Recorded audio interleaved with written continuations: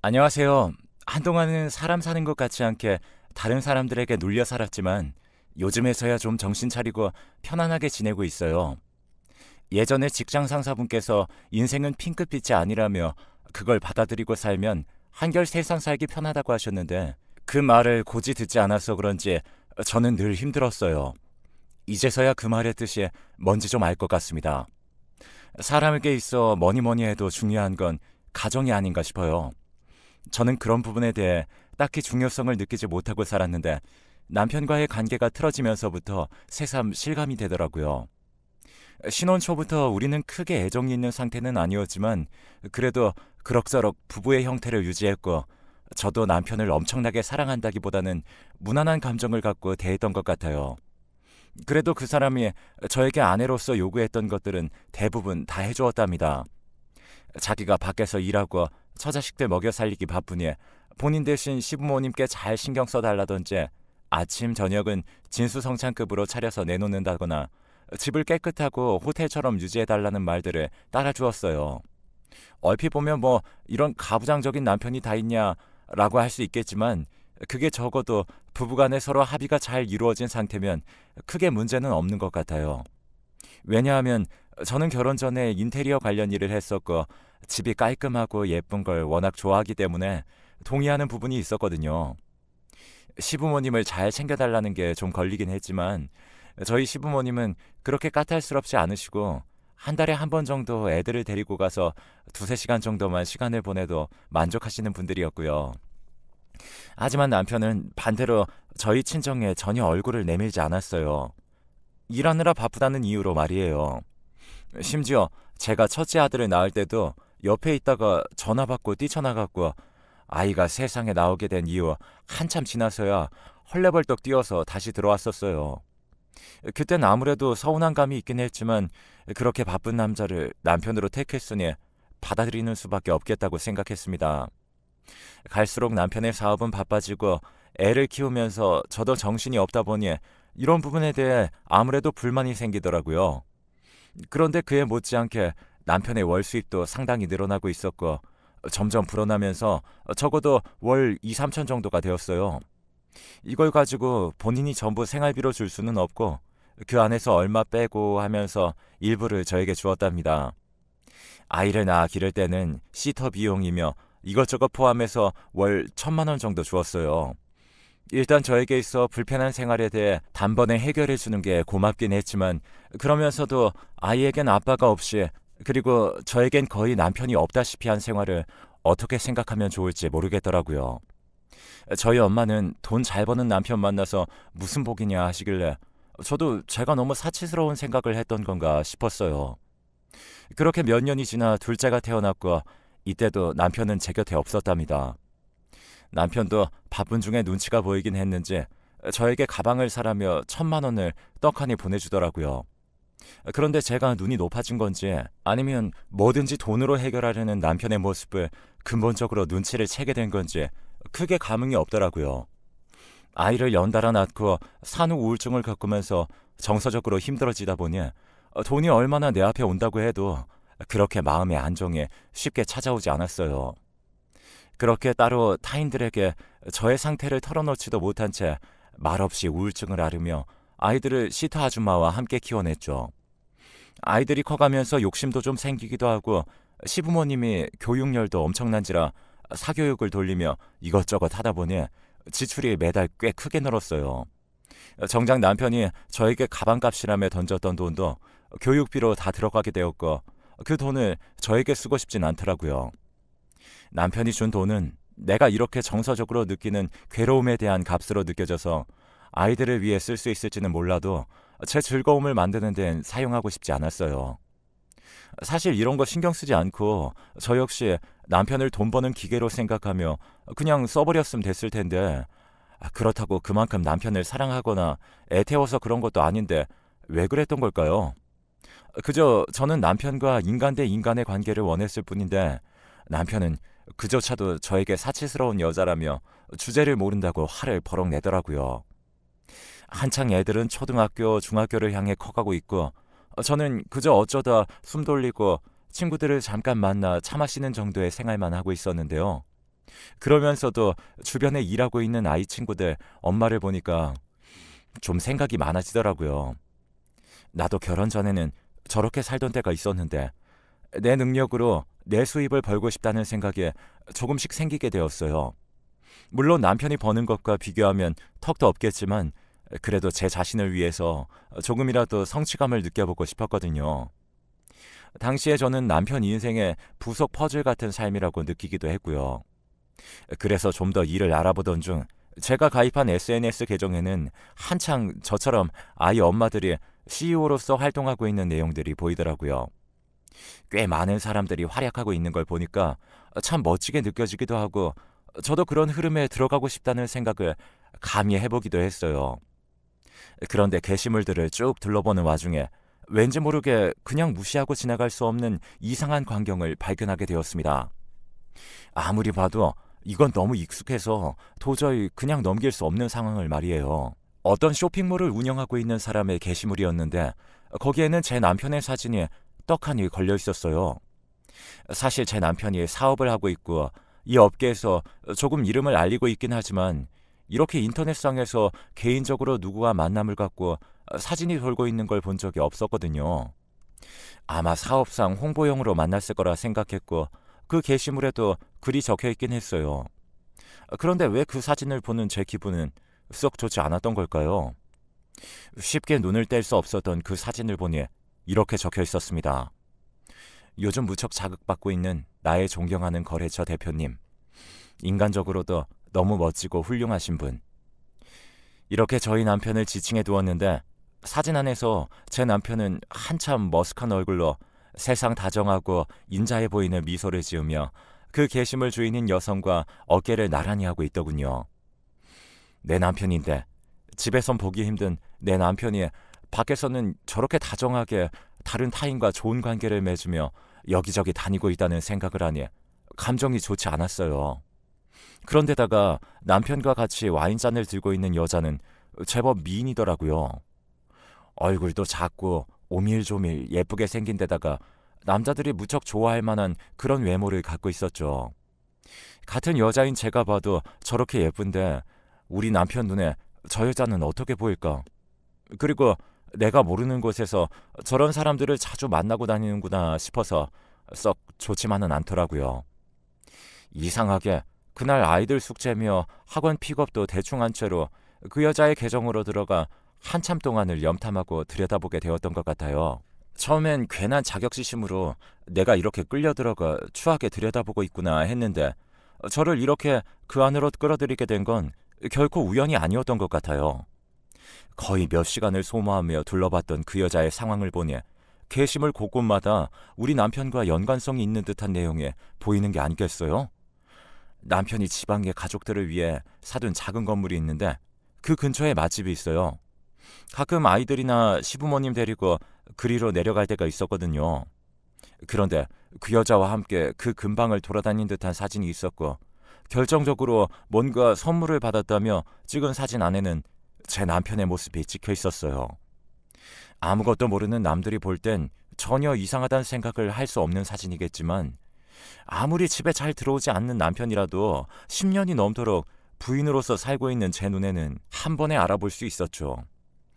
양옆으로 살짝 탈모가 온 듯한 그 머리 모양은 제 남편이 확실했거든요. 게다가 대표님이라며 실컷 치켜 세우며 둘이 어디 모임에서 다 같이 찍은 사진들이 있기도 했지만 단둘이 다닌 듯한 흔적도 꽤 보였어요. 그리고 1년 전쯤 저에게 갑자기 선물이라며 사온 명품백도 그 여자 게시물을 타고 올라가서 조회해보니 같은 시기에 똑같은 걸 선물했지 뭡니까. 뭐 때문에 이런 짓을 굳이 피곤하게 했는지 모르겠지만 인터넷으로 바람이나 불륜 같은 걸 검색해서 남자들 특징을 찾다 보니 상간녀와 본처에게 같은 걸 해야 뭐 헷갈리지 않는다잖아요. 별 말 같지도 않은 지저분한 이유들이 있구나 싶어 기가 막혔고 사실 더 어이없고 황당했던 건 그 여자는 유부녀였어요. 심지어 결혼해서 이제 2살배기 아기를 두고 있었는데 화장품 같은 걸 팔고 있는 작은 쇼핑몰 사장이더군요.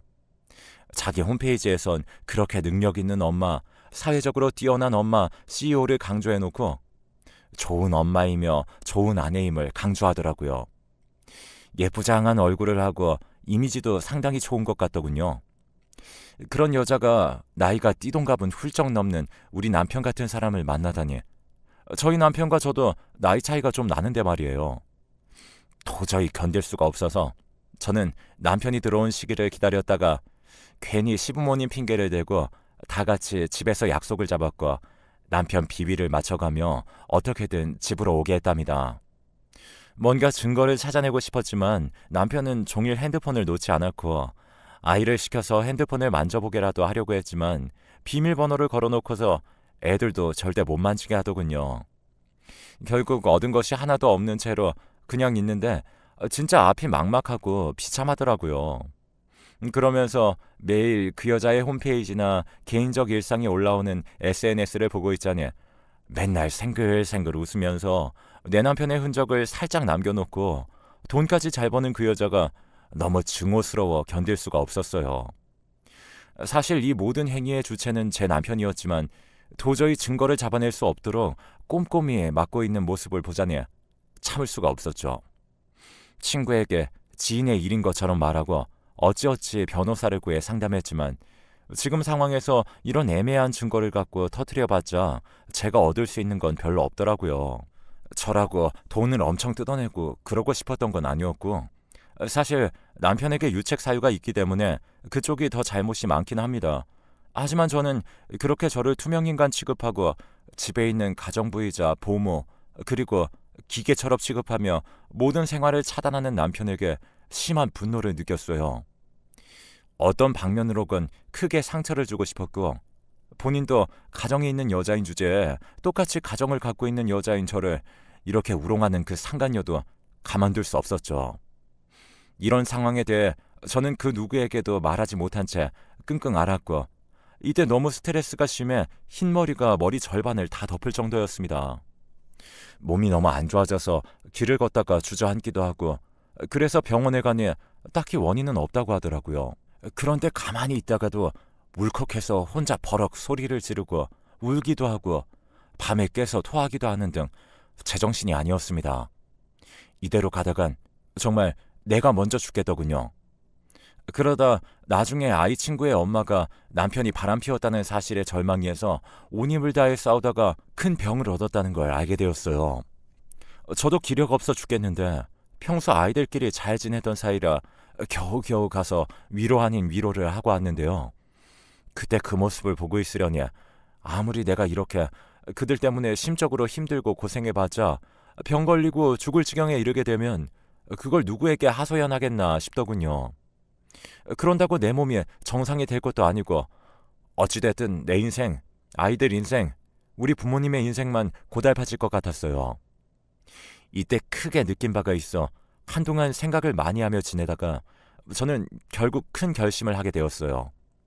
다시 생각해봐도 내가 어쩌다 이런 경우를 택했을까 싶어 좀 놀랍기도 했지만 이게 저에게 있어 유일한 살 길처럼 느껴졌죠. 아파서 정신 못 차리고 있던 와중에 다시 조금 기운을 차리고 잔뜩 망가진 몰골을 다시 손질하고 다시 사람 행색을 가지게 되었어요. 잠들어 있는 아이들 보면서 그리고 거울 속 제 자신을 보면서 이제는 더 이상 이렇게 살면 안 되겠다는 생각이 들더군요. 얼마 안 가 제가 발길을 향하게 된 곳은 상간녀가 대표로 있는 그 쇼핑몰이었습니다. 이런 결정을 하기까지 제 안에 많은 싸움이 있었지만 아무리 생각해도 저는 이쪽을 택해야겠다는 결론을 내렸어요. 그대로 참고 살면서 날 죽이고 저들을 살게 두느냐 아니면 난 살고 저 둘을 죽이는 쪽으로 가겠냐 하다 보니 어쩔 수 없이 하나의 결론이 나오게 되었죠. 그러다 보니 그 여자가 대표로 있는 쇼핑몰에 취업하겠다는 생각까지 이르게 된 것이고요. 아마 당시 제가 이런 상황들을 누구에게 상담이라도 했더라면 다들 미쳤냐고 하며 어쩌다 머리가 그렇게 된 거냐고 할 것 같아요. 제 독단적으로 결심해서 질러버린 일이기 때문에 누구의 충고도 듣지 않고 이런 행동을 했어요. 하지만 의외로 제가 그곳에서 지내는 동안 시간은 참 지루하게 흘러갔고 꽤 오랜 시간 있게 되었습니다. 당시 여기 쇼핑몰에 들어가겠다고 면접 봤을 때도 그 여자가 직접 면접을 본 것도 아니었고 아무리 소규모 회사라지만 나름 체계가 갖춰져 있어서 그런지 한참 아래 직원들이 진행했으니까요. 사실 그 여자가 제 얼굴을 알 것 같지도 않았고 저는 나름 큰 배짱과 각오를 다지고 들어온 주제에 마주치면 어떡하나 가끔 두려울 때도 있었답니다. 그러나 예상외로 일하는 내내 화려한 그 여자의 업적을 홍보하는 일에만 조금 참여했을 뿐 직접적으로 맞닥뜨린 일은 1년이 넘도록 없었어요. 당시 남편에겐 제가 이제 직장을 다닐 거라고 말을 해두긴 했는데 남편은 그러거나 말거나 상관없지만 아이들 키우거나 시부모님 신경 쓰는 데는 해를 끼치지 말라고 하더군요. 이미 이런 말이 오가는 순간부터 저는 남편과 마음으로 이혼했다고 계속 속으로 되뇌었고 어떻게든 제 자신을 스스로 보호하기 위해 모욕적인 얘기들은 걸러듣기로 했어요. 그리고 이 쇼핑몰은 참 아이러니하고 가증스럽게도 결혼하고 난 뒤에 경력 단절이 오래된 여성들, 애기 엄마들을 우선적으로 뽑아서 인재로 성장시킨다는 마인드더군요. 저는 그런 대단한 마인드를 갖고 있는 이 회사 대표님이 불륜을 저지르고 있다는 걸 알았지만 일단 최대한 입을 다물고 제 위치를 알리지 않으려고 했었어요. 그리고 들어가 보니 그 누구 하나 저한테 관심 갖지 않아서 어찌 보면 참 허무할 정도더군요. 뒤돌아보면 참 대단한 게 저도 그렇게 6년간을 그 회사에서 있었어요. 그냥저냥 성실하다는 평가를 받으면서 택배 처리를 하는 일부터 나중에 홈페이지 작업이나 마케팅 관련 일을 하는 것까지 다수의 일들을 받으면서 말이에요. 그런 와중에 1년차가 넘어가고 나니 대표와 지나치듯 마주치게 되었는데 그 여자는 참 머리끝부터 발끝까지 대단한 외모이긴 했어요. 저는 무슨 길에 서 있는 돌 하르방 보듯이 그냥 지나쳐버리고 자기 업무 지시만 간단히 하고 사라지더라고요. 속으로 너무 화가 끓고 견딜 수 없었지만 막상 눈으로 마주하니 아무것도 할 수 없었어요. 그저 차근차근 정보를 모으고 싶어서 호랑이 굴로 들어오게 된 건데 여러모로 분하더군요. 그러나 그렇게 지내는 동안은 저에게도 아주 죽으란 법은 없었던 것인지 조금씩 친해진 직원들, 윗사람들로부터 조금씩 정보들이 떨어지기 시작했어요. 아무래도 회사 안에서 말도 없이 일만 묵묵히 하고 사람들 모임에 잘 안 끼는 저라서 그랬는지 몰라도 밥 먹을 때는 잠깐 회식하거나 회사에서 파견 나갈 때에나 말들이 꽤 돌고 있더라고요. 보통 회사에서 제일 욕 많이 먹는 게 사장님이라지만 여자의 쇼핑몰 역시 만만치 않았죠. 저도 꽤 충격적이었는데 회사 직원들도 쉬쉬하면서 그 여자의 불륜 사실이나 남자 관계가 꽤 복잡하다는 걸 알고 있긴 하더라고요. 그런데 아무래도 이 여자가 자기에게 월급 주는 회사 대표이기도 하고 정작 본인들에게 뭔가 해를 끼치거나 엮이는 것도 없고 비즈니스적으로는 만족하니 입을 닫고 있었어요. 저도 그 사이에 껴서 무슨 일이냐며 모르는 척 물었고 그러면서 그들이 해주는 말에 저는 억지로 표정 관리를 하며 내용을 듣게 되었답니다. 사실 이거 비밀인데요. 절대 아는 척 하시면 안 돼요. 우리 사장님이 제대로 물어버린 거래처 대표님이 있는데 그렇고 그런 관계인 것 같더라고요. 솔직히 우리 사장님 남편분 진짜 착하시고 애기도 너무 예쁜데 그런 거 하나도 모르고 있는 거 보면 좀 불쌍해요. 아무래도 그 거래처 대표라는 사람이 제 남편인 것 같아서 저는 여전히 모르는 척 용서가며 꾸역꾸역 떠보기 시작했고 직원의 입에서 나오는 내용에 힘겹게 귀를 기울였어요. 듣고 보니 아무리 봐도 어떻게 봐도 그는 내 남편이 맞았고 심지어 실명까지 이야기하더군요. 그 왜 거기 있잖아요. 리움 이용주 대표님이요.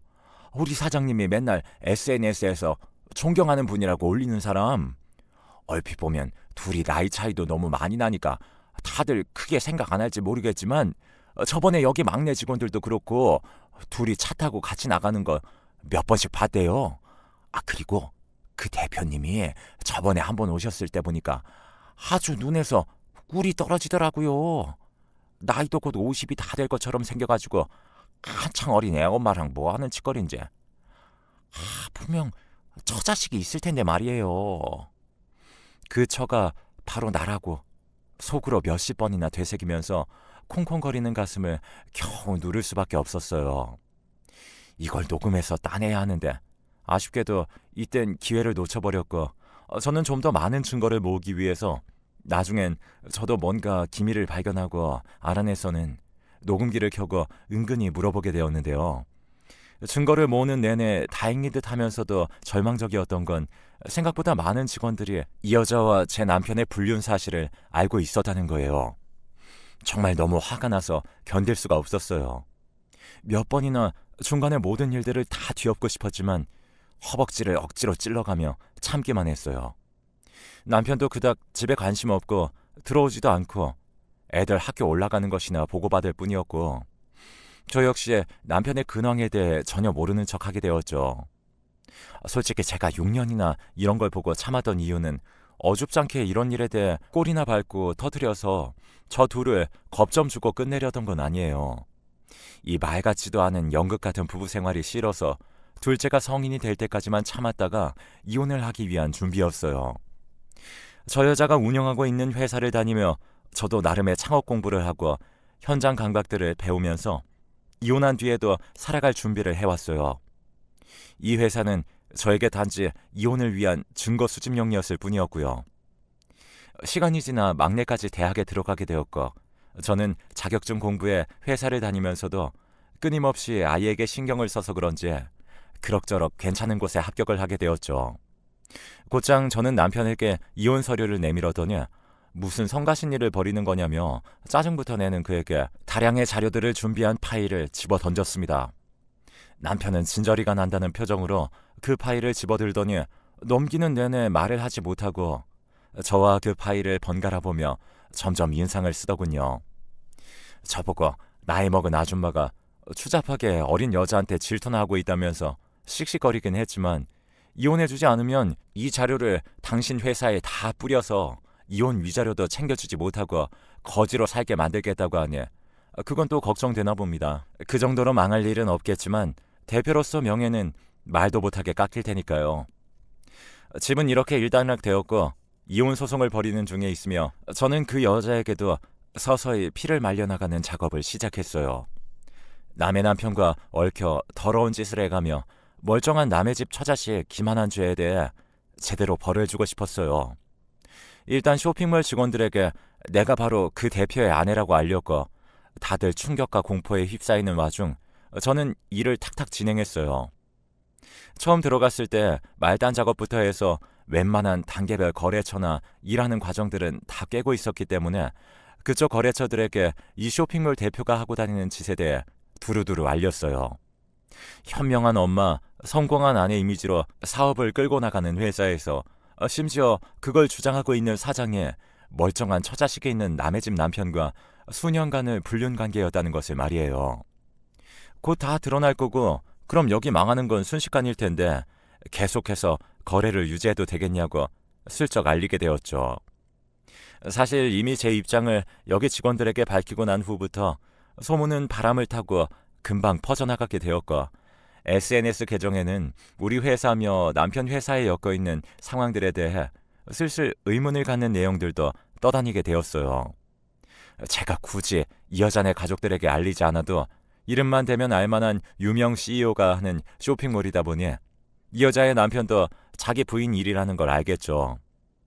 이후 이 여자는 저를 가만두지 않겠다며 명예훼손이니 뭐니 협박 문자를 엄청나게 보내오고 있고 저희 남편도 만만치 않은 대응을 해대고 있긴 하지만 저는 오래전부터 준비를 해두었기에 크게 타격 입을 정도의 걱정은 하지 않고 있어요.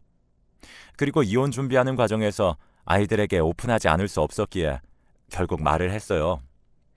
두 아들 모두 어릴 적 아빠와 보낸 시간들이 거의 없었고 자라는 와중에 본인들이 느꼈던 게 있었던 건지 아빠 없이 사는 삶은 아무렇지 않다고 하더군요. 한편으론 미안하기도 하고 약간은 마음이 놓이는 부분도 있고 저는 그저 아이들과 셋이서 저 역시 독립적으로 잘 살아가길 바라고 있어요. 지금까지 저에게 있어 거의 수년간 전쟁과도 같은 날들이었지만 이제서야 겨우 잠을 제대로 좀 잘 수 있을 것 같습니다. 저에게 있어 결혼 생활이라는 건 정말 끔찍했고 남편의 외도라는 세계는 상상 이상으로 흉악한 범죄 도시 같은 느낌이었어요.